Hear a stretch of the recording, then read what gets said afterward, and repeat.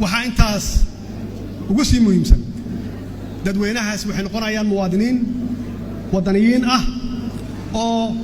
maxaan ku raahdaa ku qanacsan dawladooda oo la yiraahdo good citizen markaas weeye meesha siyaasaddu la doonayo dadka shacabka ah inay uga xirmaan bacdama aan nahay dawlad iyo dal dimuqraadi ah aan nahay oo doorasho lagu yimid waa jeclaan lahaa shacabka Soomaaliyeed dadweynaha Soomaaliyeed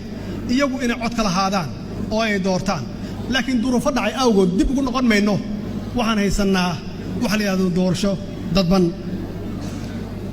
doorashadaas dadban oo laga hadlay waxaan aaminsanahay inta badan waa in la sheego wax wanaagsan waxaan aaminsanahay dawlad goboleedyada madaxdooda madaxweynayaasha dawlad goboleedyada iyo ra'iisul wasaaraha inay shaqo wanaagsan qabteen oo ay dadaaleen duruufo waa iska jiraan ama dhaqaale ama duruufo kale oo farsamo waa iska jiri karaan laakiin waxa weeye doorasho dadban marka la yiri iyadaaba muran ku dhisanba waaba doorasho dadban marka in la isqanciyo oo la wada shaqeeyo iyay wax noogu hagaagi karaan waa ku faraxsanahay inay booliiska Soomaaliyeed ay qayb ka yihiin hawshaas ilaalinteeda waxaa la rabaa si wanaagsan inay u ilaaliyaan oo uga warqabaan oo ugu cadaalad falaan waa soo dhaweynaynaa waana ku dhiirigelinaynaa gudoomiyuhu wuxuu ka hadlay heshiiskii September 17 uu ka hadlay heshiiskii September 17 waxa weeye waa sharci meel buu yaalaa anuguna waa saxiixay waxaan rajaynayaa inaan waxba laga bedelin oo hore loogu socdo waxyaabihii yararka ahaa oo la isku qabtana si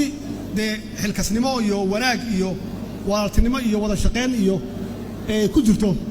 in looga wada hadlo laakiin principle-ka uu ku dhisan yahay asaas ku dhisan yahay September 17 waa heshiis aad looga fakaray aad looga shaqeeyay in la iska ilaaliyo in wax laga bedelo ugu dambeyntii waxaa noo soo baxay xildhibaano nambarkooda uu sheegay gudoomiyaha waxaan rajaynaynaa insha Allah in la dardargeliyo inta harsan oo madaxweynayaasha iyo ra'iisul wasaaruhuba ay focus gareeyaan ay diirad saaraan qabsoomidda doorashada oo aan dhinacna looga leexan maxaa yeelay hawsha noo taala oo kaliya waa doorasho waxana laga sugaayo ummadda Soomaaliyeed naga sugayso waa doorasho waxa loo baahan yahay in doorashadaas noqoto doorasho hufan doorasho cadaalad ku dhisan doorasho lagu qanacsan yahay qof walba oo muwaadin Soomaaliyeedna uu tartami karo